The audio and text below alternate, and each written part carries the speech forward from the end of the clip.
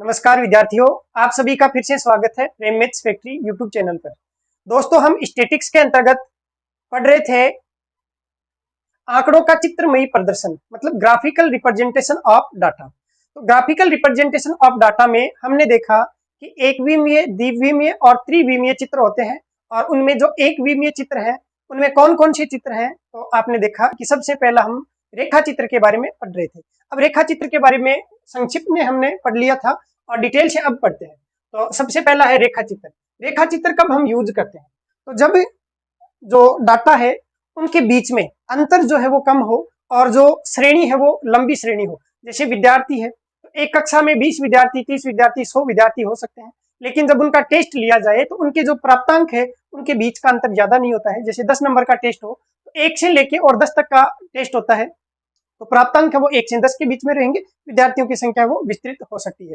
ऐसी कंडीशन में हम रेखा चित्र का प्रयोग करते हैं, और रेखा चित्र है उसमें केवल एक गुण को ही दर्शाया जाता है। ये एक गुण दर्शाने के लिए यूज किया जाता है। तो सबसे पहले देखते हैं रेखा चित्र। जब पदों की संख्या अधिक हो, मतलब ये इधर वाले पद, जैसे रोल नंबर अधिक हो 10, 20, 30, 40, 80, जब पदों की संख्या अधिक हो तथा उनके मूल्यों में अंतर अधिक नहीं हो, जैसे प्राप्तांक जो है वो इस साइड में दर्शाए गए हैं, इनके बीच में अंतर अधिक नहीं हो, तब रेखा चित्र का प्रयोग किया जाता है। एग्जाम्पल, एक कक्षा के 10 विद्यार्थियों के गणित विषय में प्राप्तांक। अब यहाँ पे मैंने रोल नंबर लिखा है, इसको अक्ष पे दर्शाया। इसका मतलब ये जो एक्स एक्सिस है इस पे आपको रोल नंबर लिखने हैं, और ये वाई जो है प्राप्तांक उसको वाई एक्सिस पे लिखना है। ठीक, तो रोल नंबर 1 से लेके 10 तक है और इनके प्राप्तांक है। अब जितने जितने नंबर है, जैसे पहले विद्यार्थी के रोल नंबर 1 वाले के 9 प्राप्तांक है, तो यहाँ 9 की सिद्ध में और यहाँ 1 को दोनों को मिलाएंगे तो एक बिंदु यहाँ पे हो गया। अब यहाँ से एक रेखा खींचेंगे और यहाँ तक खींच देंगे, तो ये दर्शा रहा है कि रोल नंबर 1 के प्राप्तांक कितने हैं, 9। ऐसे ही रोल नंबर 2 के प्राप्तांक कितने हैं, 7। यहाँ से देखें तो रोल नंबर 2 के प्राप्तांक कितने हैं, 7। तो इसी सारणी को ग्राफ के द्वारा दर्शा दिया है। तो ये तो हो गया भाई रेखा चित्र। अब ये जो रेखा चित्र है इसमें ये रेखाएं अगर अपन खींचते हैं तो ये थोड़ी सी अजीब सी लगती है। क्यों? क्योंकि पतली पतली लाइनें हैं, सुंदर नहीं दिखती। तो क्या करना है इनको? तो इनको थोड़ा सा खाना खिलाना है, ठीक है, थोड़ा सा इनको डाइट अच्छी दिलानी है। अच्छी डाइट दिलाएंगे तो फिर ये सुंदर दिखने लग जाएगी। तो वही काम यहाँ पे है कि जब रेखा को आप थोड़ा मोटा कर देंगे ऐसे, तो ये दंड चित्र बन जाएगा और ये दिखने में थोड़ा सुंदर लगेगा। तो यहाँ पे हो गया सरल दंड चित्र। सरल दंड चित्र इसलिए है क्योंकि इसमें केवल और केवल एक ही गुण को दर्शाया गया है। ठीक, तो रेखाओं में मोटाई नहीं होने से सुंदर नहीं दिखती है, इसलिए समान मोटाई के दंड चित्र बनाए जाते हैं। रेखा चित्र में और दंड चित्र में कोई फर्क नहीं है, बस ये एक लाइन होती है और ये एक दंड होता है, बस, और कोई इसमें फर्क नहीं है। तो इसी एग्जाम्पल को आप दंड चित्र से बनाते तो यहाँ पे जितनी भी रेखाएं उनको थोड़ा मोटा कर देते और दंड चित्र बना देते, बस। तीसरा है बहुगुणी दंड चित्र। जब एक से अधिक गुण हो तो उस दंड चित्र को हम बहुगुणी दंड चित्र कहते हैं। आप पढ़ चुके हैं साहब पिछली क्लास में। तो जब दो या दो से अधिक संबंधित तथ्यों में 2 वर्षों या 2 स्थानों के आधार पर, 2 वर्ष हो सकते हैं, 2 स्थान हो सकते हैं। हमने 2 वर्ष ही क्यों लिए, 3 वर्ष क्यों नहीं लिए? क्योंकि 3 वर्ष लेते ही वो कितने गुण हो जाते, 3 गुण हो जाते। 4 वर्ष लेते तो 4 वर्षों का 4 गुण हो जाते, है ना। आपको 2 वर्ष इसलिए लिए क्योंकि इस उदाहरण में 2 गुण आपने लिए हैं। ठीक, तो जब 2 या 2 से अधिक संबंधित तथ्यों में 2 वर्षों या 2 स्थानों के आधार पे तुलना करनी हो, जैसे तो यहाँ बीकॉम है, मान लीजिए कोई महाविद्यालय है, उसमें महाविद्यालय में इधर लिखा हुआ है विद्यार्थियों की संख्या, और यहाँ पे बीकॉम, बीए और बीएससी ये हो गए संकाय। ठीक है, तो यहाँ पे जो डॉट डॉट है इसका मतलब वर्ष 2011 में, और यहाँ जो क्रॉस लाइन है इसका मतलब वर्ष 2012 में। ठीक, तो बीकॉम में वर्ष 2011 में कितने विद्यार्थी थे? तो इसको अगर आप मिलाते हैं तो आप इसको यहां तक मिला पाएंगे, लाइन खींचेंगे तो ये लाइन आएगी 200 तक। इसका मतलब बीकॉम में 2011 में कितने विद्यार्थी थे? 200 विद्यार्थी। और बीकॉम में 2012 में, क्योंकि इस लाइन का मतलब है 2012 में कितने विद्यार्थी हैं? तो आप इसको मिलाएंगे तो ये हो गया 300 विद्यार्थी। ऐसे ही जब आप बीए में देखते हैं 2011 में, तो 2011 में कितने विद्यार्थी है? तो मिलाएंगे तो ये कहां तक मिलेगा? 400 तक मिलेगा। और जब आप इसको मिलाएंगे तो ये इन दोनों के बीच में मिल रहा है, इसका मतलब 350। आप यहाँ पे लिख सकते हैं बीए में कितने? 2011 में 400 और बीए में 2012 में कितने 350। ऐसे ही जब आप इसको मिलाएंगे तो ये कहां तक मिल रहा है 200 तक, और ये कहां तक मिल रहा है 400 तक। तो बीएससी में 2011 में कितने हैं तो 200 विद्यार्थी हैं, और इसमें 2012 में कितने हैं बीएससी में तो 400 विद्यार्थी है। तो यहाँ पे 2 वर्षों के आधार पर आपने देखा कि 2 अलग अलग गुण है वो बता रहे। अलग गुण का मतलब 2 वर्षों के आधार पे। जैसे एक गुण तो ये हो गया कि 2011 में कितने विद्यार्थी, दूसरा गुण ये कि 2012 में कितने विद्यार्थी हैं। तो ये हो गई बहुगुणी दंड चित्र। ठीक है, इसको जल्दी से आप नोट करेंगे।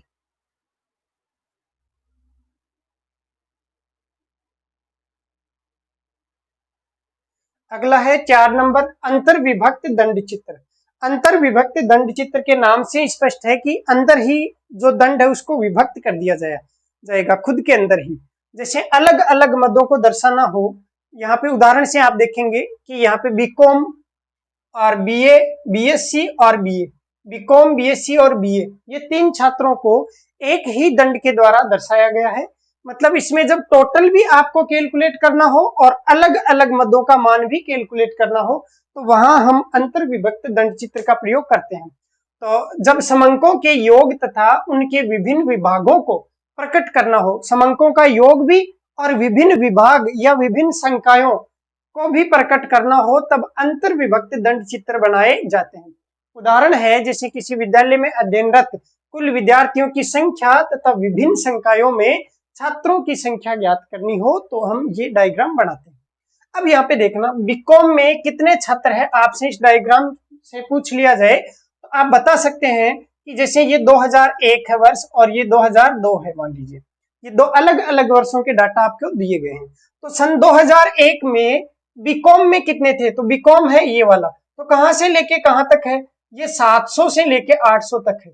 इसका मतलब कितने हैं बीकॉम में, तो 100 विद्यार्थी हो गए।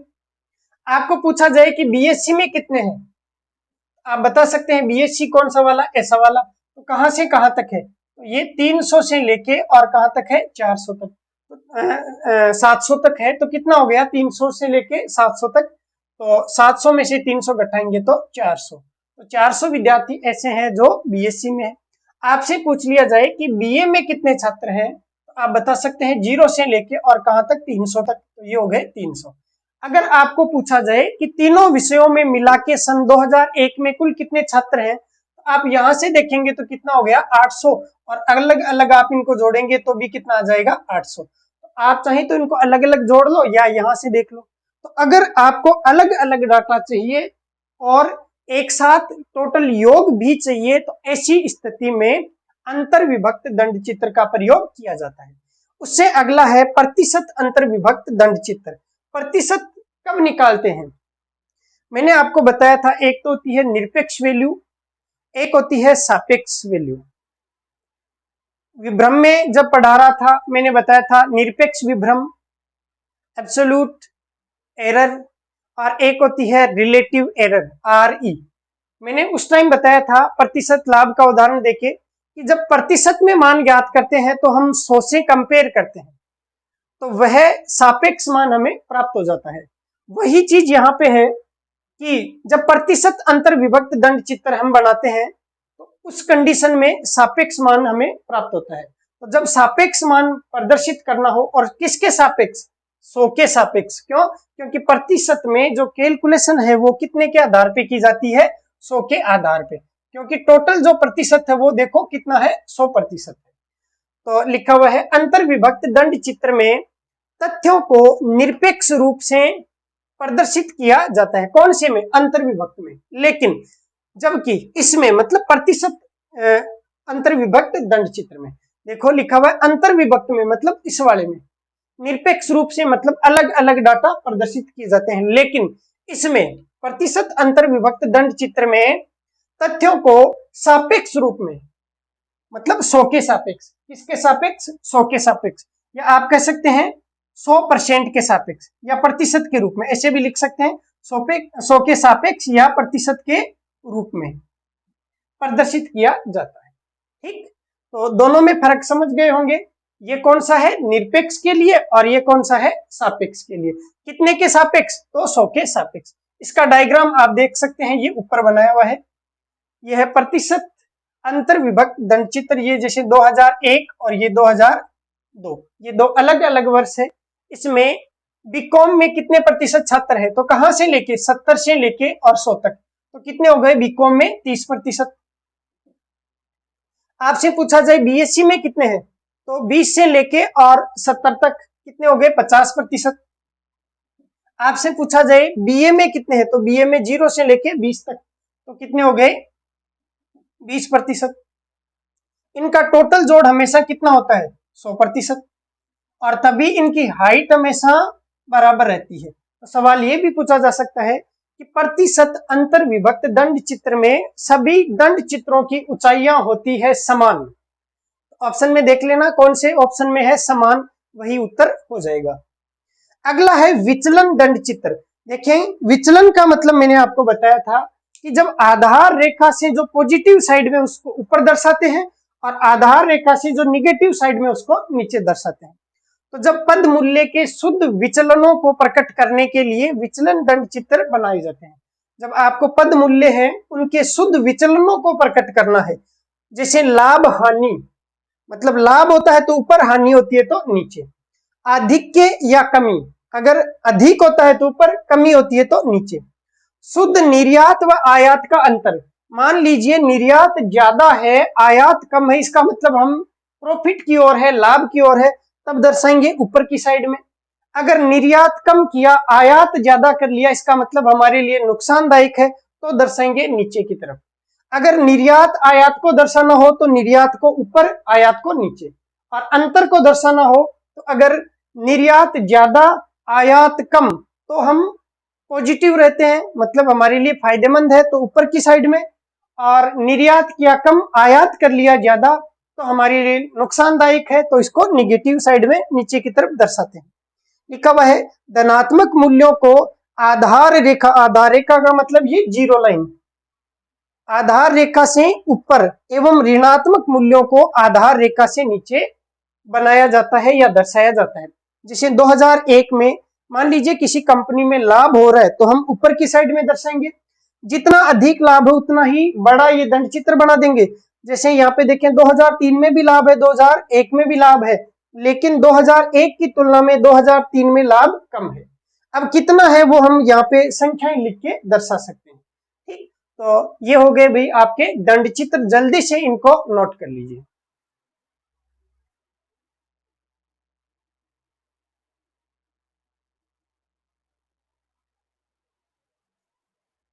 एक प्रश्न दिया गया है कि कंपनी एक्स के व्यापार में होने वाले उतार चढ़ावों को प्रदर्शित किया जाता है किसके द्वारा।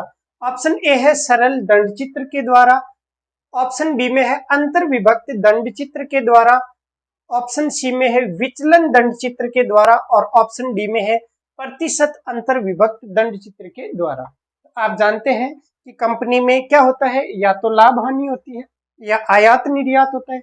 आपने अभी पढ़ा है कि लाभ हानि और आयात निर्यात को विचलन दंड चित्र के माध्यम से प्रदर्शित किया जाता है। तो ऑप्शन सी आपका उत्तर हो जाएगा, विचलन दंड चित्र के द्वारा, जिसमें लाभ को आधार रेखा या जीरो रेखा से ऊपर की तरफ और हानि को जीरो रेखा से नीचे की तरफ दर्शाया जाता है। अब हमने एक विमीय जो चित्र थे उनको कंप्लीट पढ़ लिया है। एक विमीय चित्र कंप्लीट हो चुके हैं, उसमें जितने भी टाइप थे बहुत बढ़िया ढंग से मैंने आपको अच्छे से तैयार करवा दिए हैं। अब आप एग्जाम में अगर भूलते हैं तो उसमें आपकी ही कमी रहेगी, मेरी तरफ से कोई कसर मैंने नहीं छोड़ी है। उसके बाद में नंबर आता है द्विविमीय चित्रों का।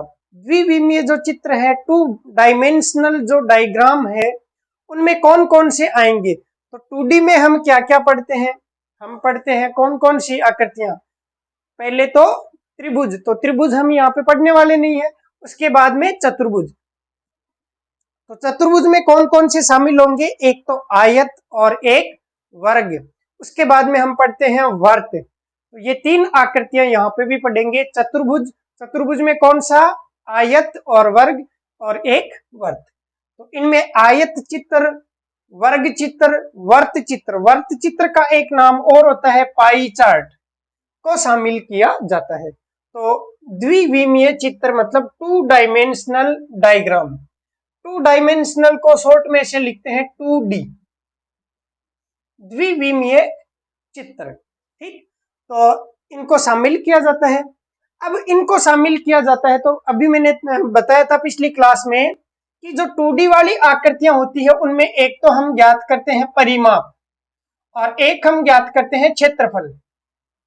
जैसे आयत का परिमाप क्या है, वर्ग का परिमाप क्या है, आयत का क्षेत्रफल क्या है, वर्ग का क्षेत्रफल क्या है। तो हम क्षेत्रफल ज्ञात करते हैं इस कारण से, क्यों? क्योंकि इसमें एक तो होती है लंबाई और एक होती है चौड़ाई, उन दोनों का गुणनफल आके और क्षेत्रफल आ जाता है।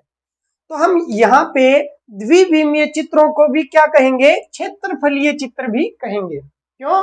क्योंकि क्षेत्रफल में 2 इकाइयां होती है, लंबाई और चौड़ाई, और यहाँ पे द्विविमीय चित्रों में भी 2 इकाइयां होती है, इस कारण से इन्हें हम क्षेत्रफलीय चित्र भी कह सकते हैं। अब सबसे इंपॉर्टेंट बात है, ये एग्जाम में ये बार बार पूछा जाता है, कई बार पूछा जा चुका है। कौन सा? कि आयत चित्र का प्रयोग कहाँ किया जाता है? तो ध्यान रखिए, आयत चित्र का प्रयोग सतत श्रेणी में। कौन सी श्रेणी में? सतत श्रेणी में। अभी आपको जब माध्य माध्यिका का बहुलक पढ़ाऊंगा उस समय आपको डिटेल से पढ़ाऊंगा कि सतत श्रेणी क्या होती है, असतत श्रेणी या खंडित श्रेणी कौन सी होती है। तो वहां पे आपको ये चीज समझ में आ जाएगी। फिलहाल आप इतना ही याद रखना कि आयत चित्र का प्रयोग सतत श्रेणी में कौन से बहुलक के मान को प्रदर्शित करने हेतु किया जाता है। कौन सी श्रेणी में? सतत श्रेणी में। क्या ज्ञात करने के लिए? बहुलक का मान ज्ञात करने के लिए। किसका प्रयोग किया जाता है? आयत चित्र का। ठीक है, प्रयोग किया जाता है। और सरकार जो बजट है उसके आंकड़े किसमें प्रदर्शित करती है? तो पाई चार्ट में या वर्त चित्र में। जैसा कि आप जानते हैं कि मान लीजिए किसी साल का बजट है और उसमें कृषि क्षेत्र का योगदान कितना रहा, उद्योग का योगदान कितना रहा और सेवा क्षेत्र का योगदान कितना रहा, उसको अलग अलग पाई चार्ट से दर्शाया जाता है। जैसे एक पाई चार्ट में आपने 3 हिस्से कर दिए, कृषि, उद्योग और सेवा क्षेत्र, और इसको अलग अलग कोणों के माध्यम से दर्शा दिया जाता है। जिसका मान ज्यादा होता है उसका जो ये अंदर वाला कोण है ये उतना ही ज्यादा हो जाता है। अब एक सवाल है कि एक परिवार के व्यय को निम्न मदों में प्रदर्शित किया गया है। भोजन पर 2000 रुपए, शिक्षा पर 3000 रुपए, कपड़ों पे 5000 रुपए, मनोरंजन पे 1000 रुपए, अन्य मदों पर 1000 रुपए। अब परिवार के व्यय को वर्तीय चित्र मतलब पाई चार्ट के द्वारा दर्शाने के लिए शिक्षा पर किए गए व्यय के लिए कितने डिग्री का कोण बनेगा? तो इसका मैं पाई चार्ट बना के आपको समझा देता हूं। तो आप जल्दी से ये ऊपर वाली चीजें हैं इनको नोट कर लीजिए, क्लास को रोक लो उसके बाद में नोट कर लो। अब मैं इसको हटा देता हूं।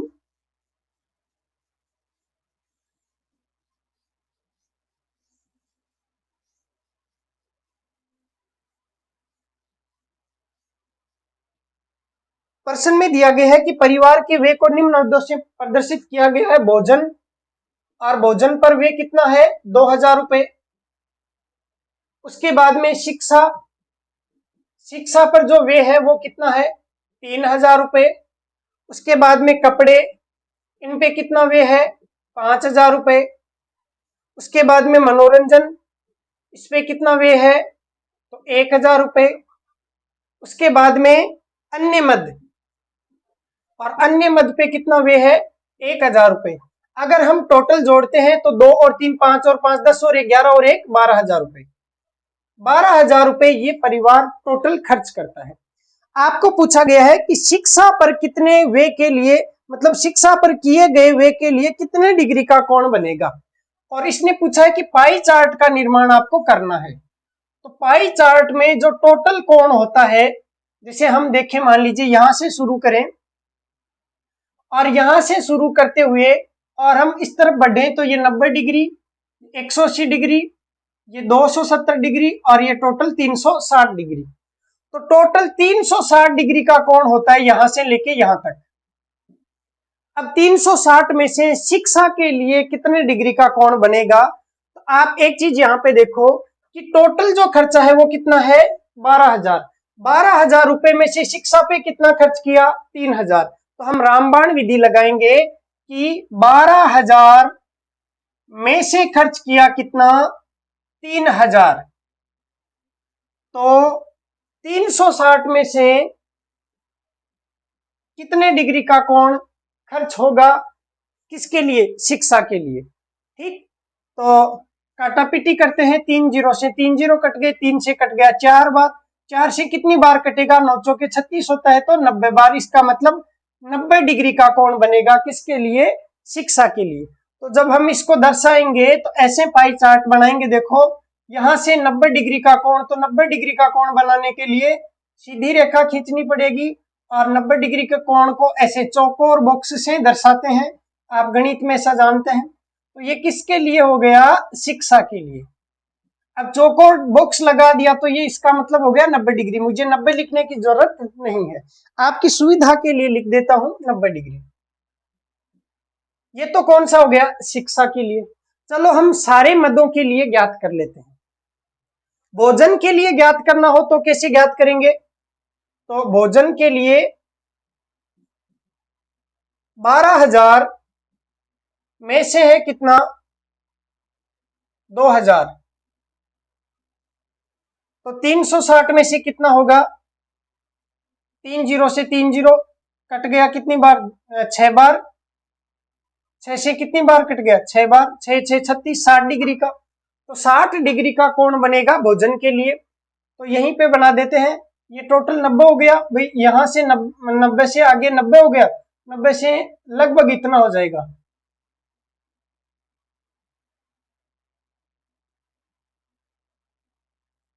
लगभग इतना। ये 60 डिग्री का कोण बनेगा, किसके लिए, भोजन के लिए।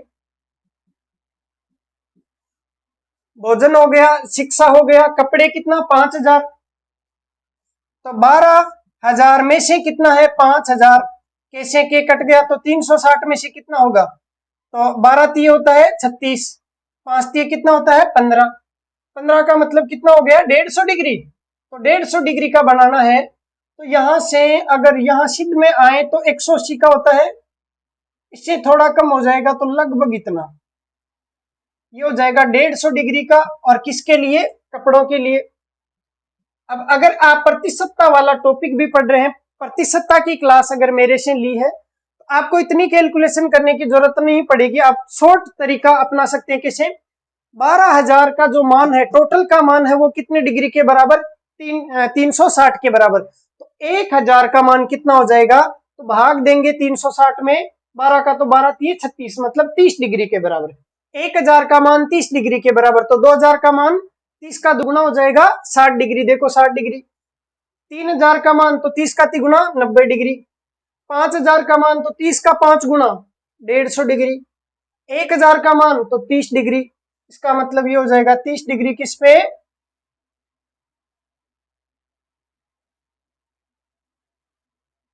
ये 30 डिग्री किस पे, मनोरंजन पे, और ये 30 डिग्री किस पे, अन्य मदों पे। तो देख लो हमने पाई चार्ट बनाना भी सीख लिया है, तो इस प्रकार से पाई चार्ट बनाया जाता है। अब जिन्होंने प्रतिशतता नहीं पढ़ी है उनको मैं सजेस्ट करूंगा कि अगर आपकी प्रतिशतता कमजोर है, तो मैंने प्रतिशतता है टॉपिक, उसको भी पढ़ाया है, आप वो टॉपिक भी पढ़ के देखें, आपकी प्रतिशतता है वो बहुत अच्छी हो जाएगी। तो ये सवाल हटा दूं, इसको जल्दी से नोट कर लीजिए।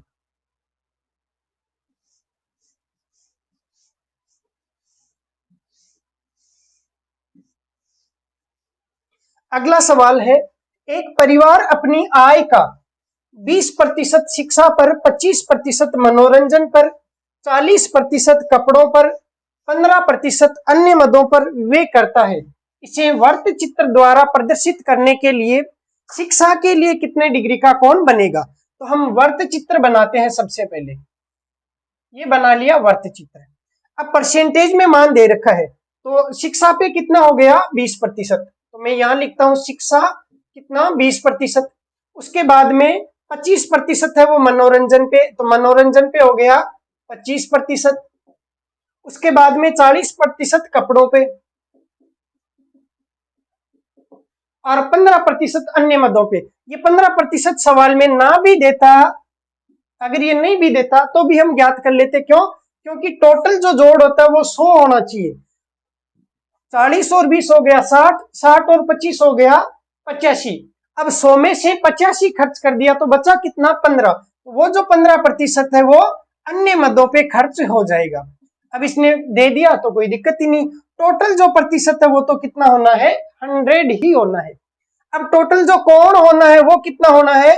360 डिग्री का होना है। तो 100% का मान कितना है? 360। तो 1% का मान कितना हो जाएगा? 360 बट्टे 100 मतलब 3.6 डिग्री। ये आप ज्ञात कर पाएंगे जब आपको सीधा तरीका आता है तो। अब पूछा है कि इस पे शिक्षा पे कितने डिग्री का कोण बनेगा, तो शिक्षा कितना प्रतिशत है? 20%। तो आप डायरेक्ट ऐसे कैलकुलेट कर सकते हैं कि 100 में से कितना खर्च कर रहा है शिक्षा पे? 20। तो 360 में से कितना खर्च करेगा? तो ये 0 से 0 कट गया और 36 दूना 72 होता है। एक 0 से ये वाला 0 भी कट गया, 36 दूना 72 डिग्री आ गया। 72 डिग्री का बनाना है तो यहाँ 90 होता है, लगभग इतना हो जाएगा। ये 72 डिग्री किसके लिए? शिक्षा के लिए। ये उत्तर, इसको भी जल्दी से नोट कर लीजिए।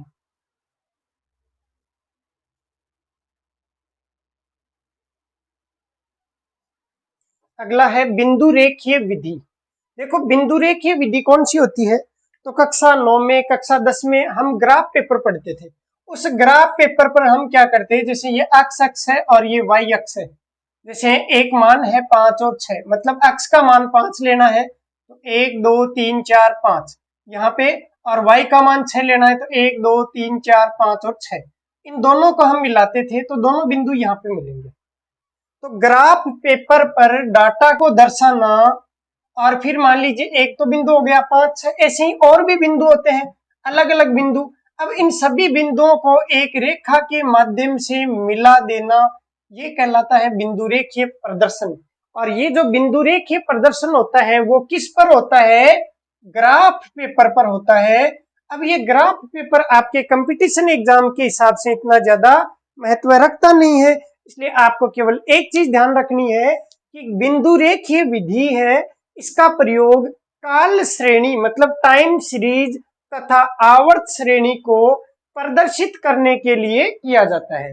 दो चीजों के लिए, एक तो काल श्रेणी और दूसरी आवर्त श्रेणी को प्रदर्शित करने के लिए इसका प्रयोग किया जाता है।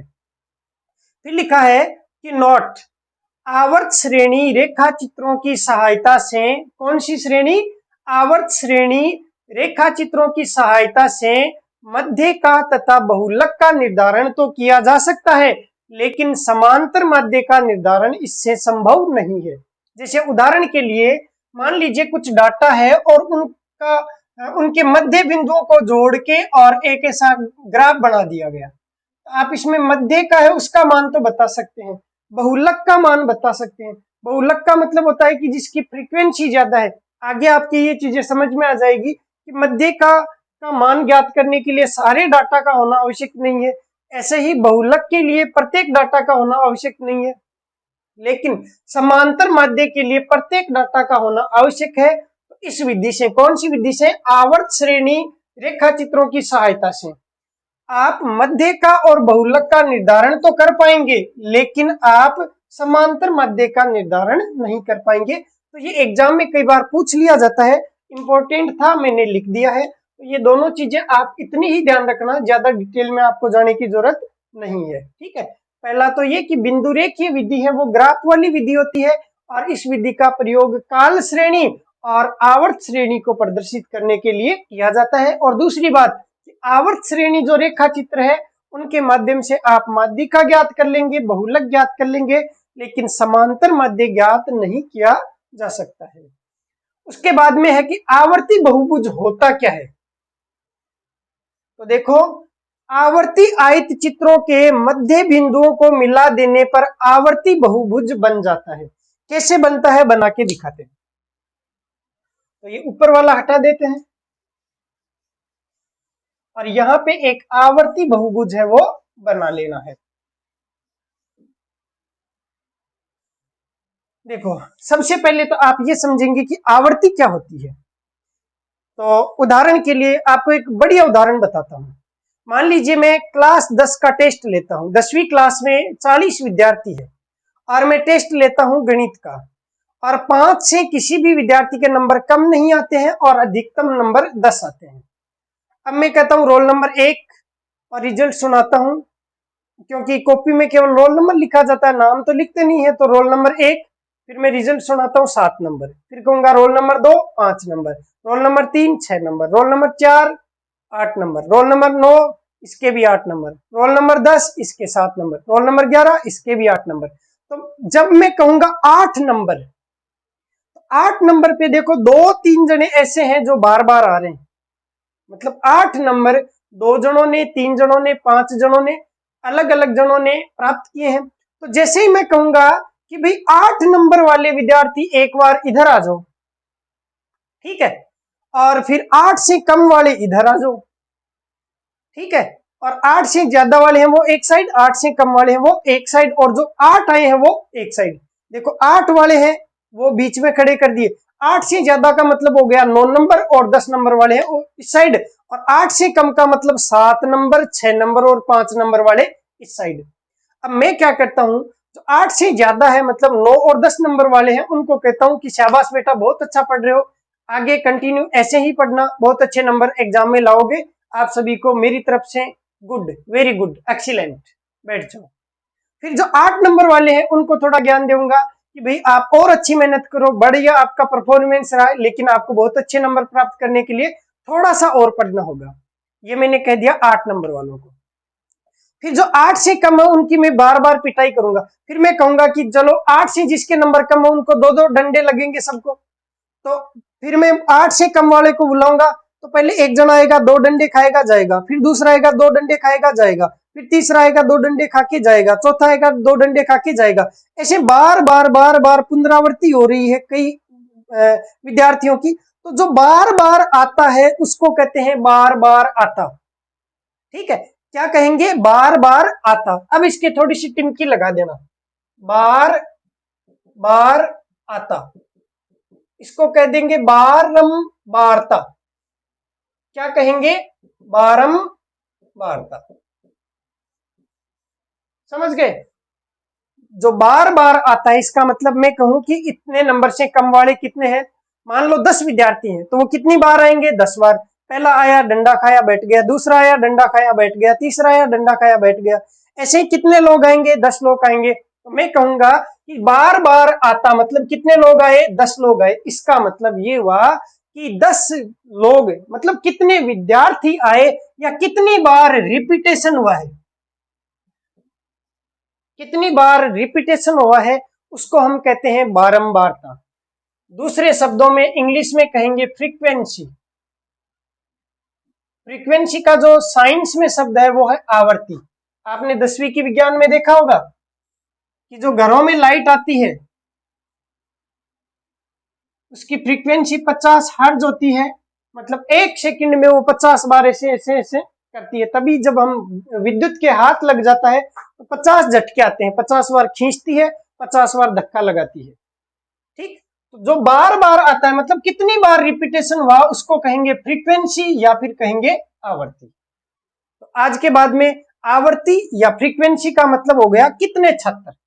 आप समझ पाएंगे ये संख्या को बताता है कि कितनी बार रिपीटेशन हुआ है। तो जो बार बार आता है उसको कहते हैं बारंबारता या आवर्ती या फिर फ्रीक्वेंसी। आवर्ती मतलब आ रही थी, बार बार आ रही थी, ठीक, कोई संख्या बार बार आ रही थी तो उसको कहेंगे आवर्ती, ठीक है। तो यहाँ पे प्राप्तांक है 0 से 10 के बीच में 6 विद्यार्थी आए हैं, तो फ्रीक्वेंसी कौन सी होगी, जो छात्रों की संख्या है वो। आप समझ चुके हैं बहुत अच्छे से, तो कोई दिक्कत नहीं आएगी। 10 से 20 अंकों के बीच में कितने छात्र है, 12।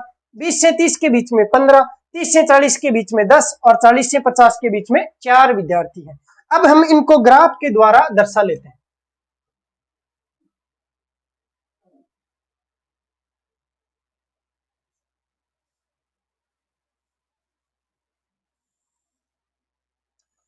अब मैं यहाँ पे लिखता हूं, पहला ये 0 है मान लो, और 0 से 10 के बीच में ये 10, ये 20, 30, ये 40, ये 50। चलो इतना काफी है, काम चल जाएगा, ठीक। क्योंकि 0 से लेके 50 तक है। तो इधर तो मैं लिख देता हूं क्या, प्राप्तांक। ये कौन सी लाइन है, प्राप्तांक। और इधर मैं लिख देता हूं विद्यार्थियों की संख्या। ठीक है, अब विद्यार्थियों की संख्या अधिकतम कितनी है, 15 है, तो उस हिसाब से लिख लेता हूं मैं। ये मान लो 5, ये 10 और ये 15। ठीक है, 0 से 10 के बीच में 6 विद्यार्थी हैं, इसका मतलब 0 और ये 10, इसके बीच में 6 विद्यार्थी हैं, तो यहां तक। तो ये एक आयत चित्र बना दिया, अलग कलर से बनाते हैं इसको, है ना।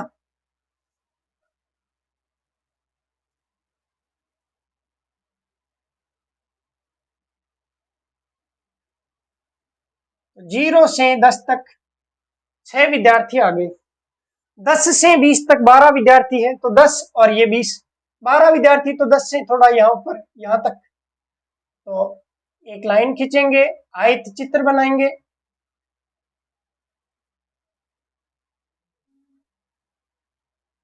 ये लो, बना दिया।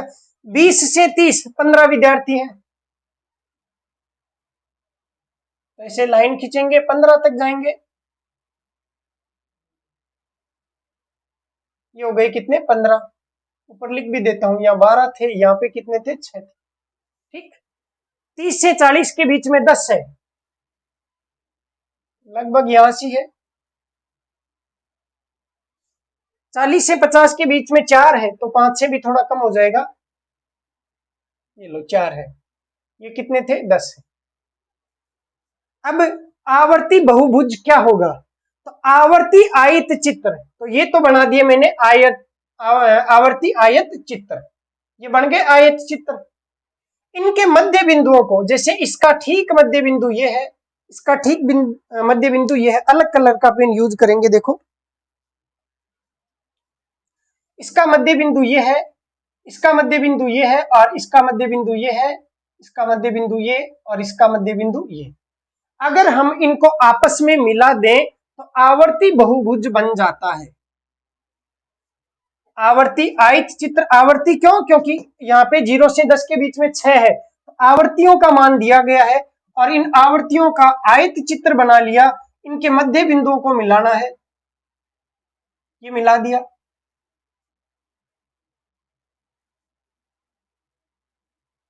अब पहले वाले को यहां मिला दो, और लास्ट वाले को लास्ट मान से मिला दो, ऐसे। तो ये जो प्राप्त हुआ है, ये क्या कहलाएगा, आवर्ती बहुभुज।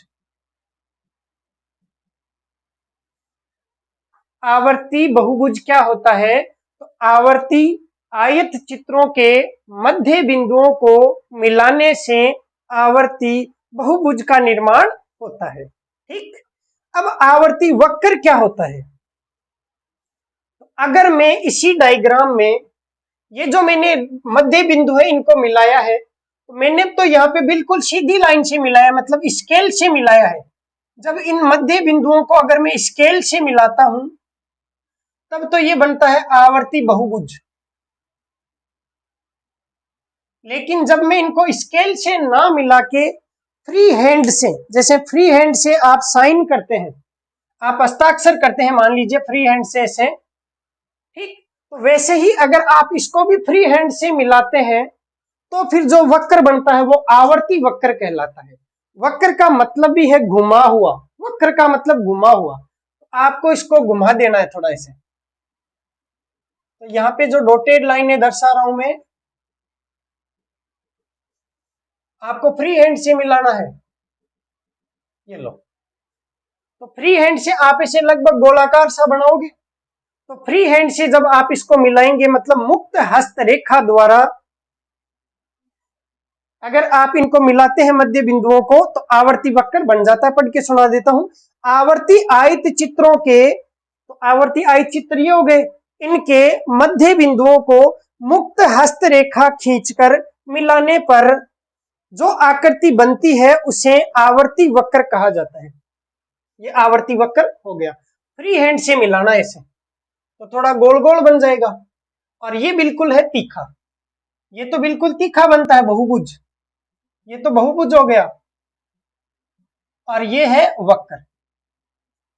आवर्ती बहुभुज तीखा होगा, आवर्ती वक्र है वो ऊपर से ऐसे होगा, गोल गोल होगा। अभी देखो ऐसे गोल गोल आकृति है, ठीक है। अगला है नॉट। संचयी आवर्ती वक्र को औजाई वक्र कहते हैं। ये समझाता हूं, देखो उदाहरण से समझाऊंगा। मकर संक्रांति के समय हम पतंग उड़ाते हैं, अलग अलग जगह अलग अलग टाइम पे पतंग उड़ाते हैं। सामान्यतः मान लीजिए मकर संक्रांति के समय आप पतंग उड़ा रहे हैं और आपकी जो पतंग है वो कट गई है, और कई बार ऐसा होता है कि वो ऊपर वाली हवा पकड़ लेती है। मतलब जो पतंग है वो ऊपर वाली हवा पकड़ लेती है, मतलब कटने के बाद में वो ऐसे लहराती है और ऐसे लहराते हुए ऊपर की तरफ जाना शुरू हो जाती है, और हम कहते हैं कि ये तो ऊपर वाली हवा है, पकड़ गई है, अब ये नीचे नहीं उतरेगी, बहुत ऊपर तक जाएगी, दूर तक जाएगी और आंखों से विचलित हो जाएगी। अब जब ऐसी कंडीशन होती है तो सारे लोग उस पतंग को देखते हैं और कहते हैं देखो ओ जाए ओ जाए ओ जाए, है ना। मतलब ये जा रही, ये जा रही, ये जा रही, है ना। सामान्य भाषा में कहते हैं कि ओ जाए ओ जाए ओ जाए। तो जब ऐसे कोई चीज बढ़ती है, मतलब बढ़ती ही जाती है, तो हम उसको कहते हैं ओ जाए मतलब औजाई। तो जब फ्रीक्वेंसियां जोड़े हम, तो वहां पे वो फ्रीक्वेंसियां बढ़ती जाती है। कैसे, देखो यहां पे मैं CF लिखता हूं, आगे समझाऊंगा पढ़ाऊंगा भी। CF का मतलब होता है संचयी बारंबारता, संचयी बारंबारता, क्यूमुलेटिव फ्रीक्वेंसी, शॉर्ट में कहते हैं CF। मतलब जितनी भी बारंबारताएं हैं उनको जोड़ना है। यहाँ पे बारंबारता कितनी है, 6, मतलब आवर्ती कितनी है, 6। ये 6 पहले से थी, 12 और हो गई, तो 6 और 12 कितनी हो गई, 18। 18 पहले से थी, मतलब 6 और 12 हो गई 18। 18 पहले से थी, 15 और आ गई, तो कितनी हो गई, 33। 33 थी, 10 और आ गई, तो कितनी हो गई, 43। 43 थी, 4 और आ गई, तो कितनी हो गई, 47। अब अगर मैं संचयी बारंबारता का वक्र बनाता हूं, यहां पे बना दूं, तो यहां पे एक संचयी बारंबारता का वक्र बनाता हूं।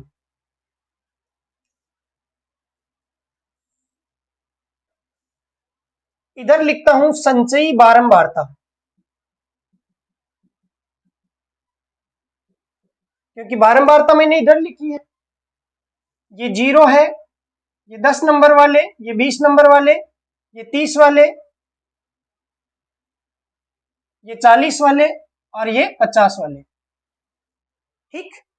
संचयी आवर्ती वक्र, तो इसका वक्र बनाते हैं। पहले कितने हैं, 6, कहां तक, 0 से 10 के बीच तक। तो ये मान लीजिए 5 था, ये 10 था, ये 15, ये 20, ये 25, अब आपको ऊपर दिखेगा नहीं, 30, ठीक है। ऐसे थोड़ा इसको नीचे कर देंगे अपन, है ना। सबसे पहले कितना, 6, तो 0 से 10 के बीच में 6, तो यहां तक बनाएंगे ऐसे। फिर 18, 10 से 20 के बीच में 18, तो ये यहां तक हो जाएगा। फिर 33 और बढ़ेगा, फिर 43 और ज्यादा बढ़ेगा, दिख नहीं रहा होगा शायद, फिर 47 और ज्यादा बढ़ जाएगा। अब इनके मध्य बिंदुओं को मिलाते हैं तो ये हमेशा बढ़ेंगे, क्योंकि आवर्तियों को हम जोड़ जोड़ के लिख रहे हैं। आगे एक भी आवर्ती होगी तो 47 और 48 हो जाएगा। तो कितनी भी आवर्तियां होगी अगर जुड़ेगी तो ये ऊपर की तरफ बढ़ेगी। अब हम इसको ऐसे आपस में मिला देते हैं, फ्री हैंड से मिला दिया, ये लो जी। तो ये आवर्ती जो वक्र है, कौन सा, संचयी आवर्ती वक्र है, ये हमेशा बढ़ता है बढ़ता है बढ़ता है, और जब बढ़ते बढ़ते बढ़ते बढ़ते जाता है ऊपर की तरफ, तो हम कहते हैं कि ओ जाए ओ जाए ओ जाए, मतलब औजाई वक्र। इंग्लिश का ये नाम है, इंपॉर्टेंट है एग्जाम के लिए। औजाई वक्र क्या होता है, तो आप ध्यान रखना, संचयी आवर्तियों का मतलब आवर्तियां जब जुड़ती रहेगी तभी तो ऊपर की तरफ जाएगी, नहीं तो इसमें जुड़ी नहीं है तो एक बार बढ़ गई फिर देखो घट भी गई, लेकिन संचयी करेंगे, जोड़ेंगे तो हमेशा बढ़ेगी। तो संचयी आवर्ती वक्र को औजाई वक्र कहा जाता है। औजाइव वक्र से मध्य का मतलब मीडियन ज्ञात की जा सकती है। ये याद रख लेना, रट लेना इसको।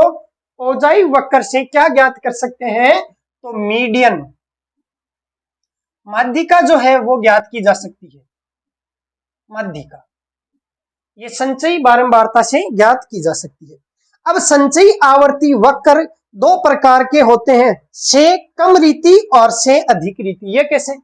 मान लीजिए मैं कहूं कि 20 और 30, तो यहाँ पे 20 और 30 के बीच में कितने हैं? यहाँ पे एक बिंदु है। अब मैं कहूं 20 और 30 की फ्रीक्वेंसी कितनी है? 33। टोटल जो संचयी बारंबारता है वो कितनी है? 33। तो 33 विद्यार्थी ऐसे हैं, देखो 33 विद्यार्थी ऐसे हैं जिनके 20 और 30 हैं उससे कम नंबर है। मतलब 33 विद्यार्थी, यहां से 6, 18, 33 जोड़ते जोड़ते ही जाए, इसका मतलब इससे कम वाले विद्यार्थी तो है कितने? 33। और इससे ज्यादा वाले कितने हैं? तो टोटल थे 47। 47 में से 33 घटा दो तो बाकी जो बच गए वो इससे ज्यादा वाले हैं। ठीक है, तो इससे कम कितने लोगों के नंबर है? 20 से 30 जो है, 20 और 30 से कितने लोगों के नंबर कम है? तो इससे कम या इससे अधिक। तो दो रीतियां हैं, से कम और से अधिक। ज्यादा इसके चक्कर में पढ़ना नहीं है क्योंकि आपको केवल इतना ही पूछा जाएगा, इससे ज्यादा उम्मीद नहीं करते हैं। क्योंकि एग्जाम में हम ये पढ़ते हैं कि ये आएगा, तो हमें ये भी पता होना चाहिए कि ये नहीं आएगा, नहीं तो वो चीजें पढ़ बैठते हैं जो एग्जाम में नहीं पूछी जाती है। तो सिलेक्शन के लिए ज्यादा जरूरी है कि हमें पता हो कि इतना ही पूछा जाता है, इससे आगे हमें नहीं पढ़ना है। तो जल्दी से इसको नोट कर लीजिए, और औजाई वाला शायद आपको अच्छे से याद हो चुका होगा।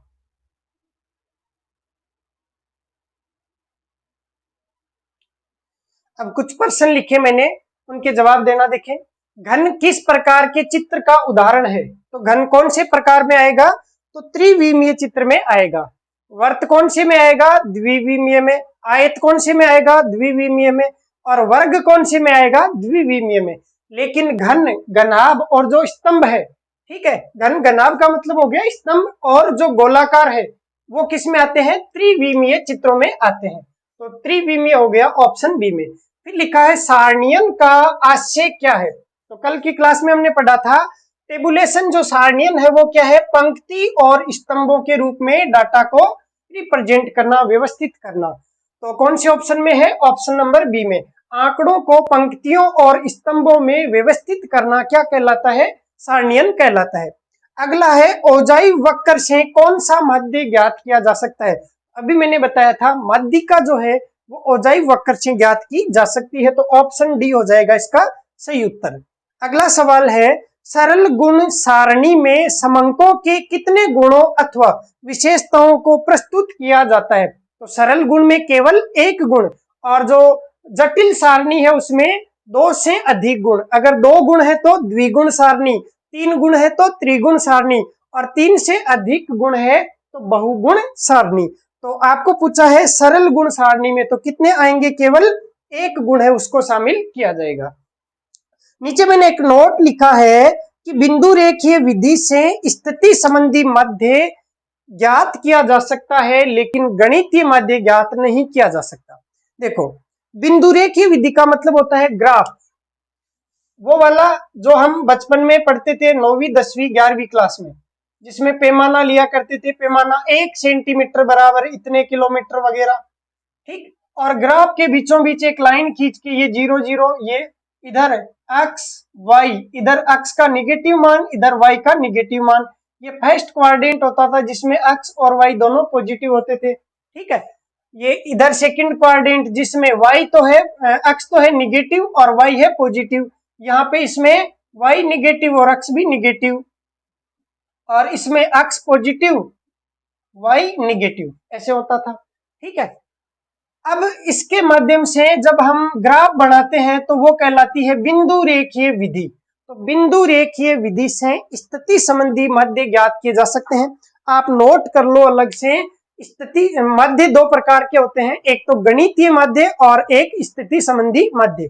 आप लिख लेंगे माध्य जो होते हैं वो दो प्रकार के होते हैं, एक तो गणितीय माध्य और एक होते हैं स्थिति संबंधी माध्य। अब गणितीय माध्य कौन कौन से होते हैं? तो जो हम गणित में पढ़ते हैं, तो गणित में हम पढ़ते हैं औसत मतलब समांतर माध्य। तो हम गणित में औसत पढ़ते हैं, इसका मतलब समांतर जो माध्य है वो होगा एक तो, और इसके साथ में गुणोत्तर माध्य भी होगा, ये भी पढ़ते हैं। और एक कौन सा होता है, हरात्मक माध्य। ये तीन तो होते हैं गणितीय माध्य। और स्थिति संबंधी माध्य कौन से में पढ़ते हैं, स्टैटिक्स में, स्थिति स्टैटिक्स। तो स्टैटिक्स में कौन से पढ़ते हैं, माध्यिका और बहुलक।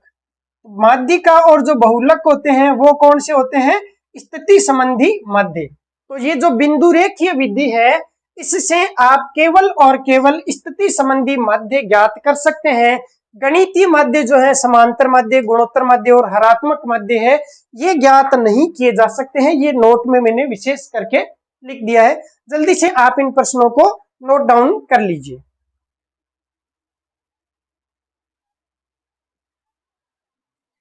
आगे हम पढ़ते हैं त्रिविमीय चित्र के बारे में, मतलब 3 डायमेंशनल डायग्राम्स के बारे में। तो 3D को हम लिखेंगे शॉर्ट में 3RD, ठीक है। तो 3D का मतलब आप समझ जाएंगे जिसमें 3 विमाएं एक साथ में हो। अब लंबाई की जगह तो होती है ऊंचाई, क्योंकि जब हम डायग्राम बनाते हैं, चित्र बनाते हैं, ग्राफ बनाते हैं, उसमें जो ऊंचाई है उसको तो हम कह देंगे लंबाई की जगह, और जो चौड़ाई है उसकी जगह चौड़ाई, और जो इसकी लंबाई चौड़ाई और जो ऊंचाई होती है, तो ऊंचाई की जगह हम कह देंगे इसकी मोटाई, ठीक। जो ग्राफ है उसकी मोटाई। तो 3 चीजों का प्रयोग करते हुए बनाएंगे। तो इनमें ऊंचाई, चौड़ाई तथा मोटाई, या लंबाई चौड़ाई ऊंचाई के दो एक ही बात है, का प्रयोग किया जाता है जब मदों की निम्न व उच्च सीमा में अत्यधिक अंतर हो, तो इसका प्रयोग किया जाता है। अब इसके उदाहरण कौन से हो गए, तो घन, गोला, ब्लॉक्स मतलब स्तंभ, या फिर इसको कह सकते हैं घनाभ। अब सबसे इंपॉर्टेंट बात यह है कि विमा चित्रों को बनाने में लघु गणक का प्रयोग किया जाता है। लघु गणक का मतलब होता है लॉगरिथम।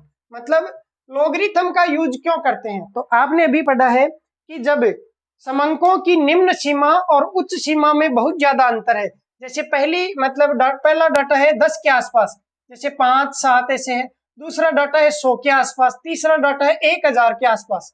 तो इनकी निम्न सीमा तो रह गई 5, 7, उच्च सीमा है वो 1000 के आसपास है। तो इनमें बहुत ज्यादा अंतर है। तो इतने सारी डाटा को एक ग्राफ पे कैसे दर्शाएं, तो हम क्या करते हैं, लॉग ले लेते हैं। जैसे मान लीजिए आप जानते हैं लॉग जो 10 होता है उसका मान 1 होता है। आप जब इस 100 का लॉग लेंगे तो लॉग 100 का मान हो जाएगा 2। आप इस 1000 का लॉग लेंगे तो लॉग 1000 का मान हो जाएगा 3। ये वास्तव में भी होता है, लॉग 1000 का मान जब आधार 10 हो तो लॉग 1000 का मान 3 हो जाता है। तो देखो ये जो 1000 था वो किस में बदल गया, 3 में बदल गया। तो जब आप इसको लॉग के रूप में बदलते हैं तो ये डाटा छोटे रूप में बदल जाते हैं। अब आप इसको आसानी से ग्राफ में दर्शा सकते हैं। तो हम लघु गणक का प्रयोग इस कारण से करते हैं। तो ध्यान रखिए, इंपॉर्टेंट है, एग्जाम में पूछा जा सकता है कि त्रिविमा चित्रों को बनाने में किसका प्रयोग किया जाता है, तो लघु गणक का प्रयोग आप करेंगे, ठीक है। अगला है भाई चित्रलेख। चित्रलेख को इंग्लिश में कहेंगे पिक्टोग्राम्स। तो आपने पढ़ा है कि जब मान लीजिए जनगणना करनी है तो वहां पे मानव की आकृति बना देते हैं।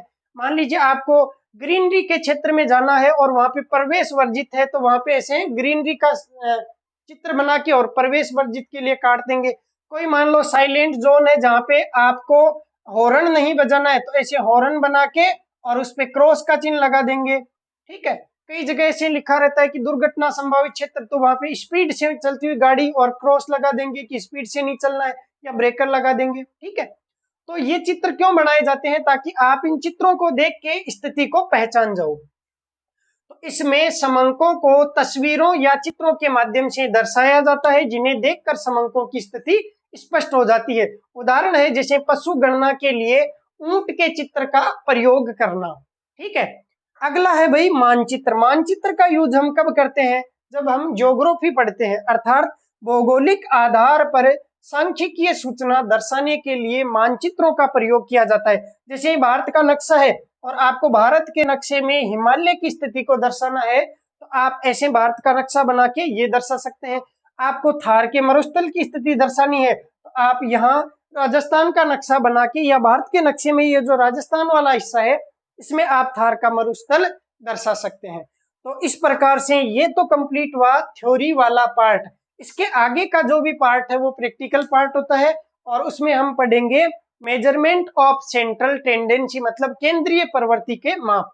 तो ये थ्योरी वाला पार्ट कई विद्यार्थियों के लिए महाभारत का रूप होता है। इसमें कईयों को समझ में नहीं आती है थ्योरी, लेकिन मेरे हिसाब से मुझे लगता है कि अब आपको थ्योरी वाला पार्ट है वो बहुत अच्छे से समझ में आ गया होगा। अगर आपको ये क्लास अच्छी लग रही है तो आपका भी एक नैतिक कर्तव्य बनता है मेरे प्रति कि आप इस क्लास को अन्य विद्यार्थियों को जरूर शेयर करें, उनको सजेस्ट करें ताकि उनको भी इसका फायदा मिल सके। और जब आप कमेंट करते हैं, शेयर करते हैं तो मुझे बहुत ज्यादा मोटिवेशन मिलता है। तो आप प्लीज इस क्लास को शेयर करें, सब्सक्राइब करें, लाइक जरूर करें। बाकी हम पढ़ेंगे अगली क्लास में। धन्यवाद।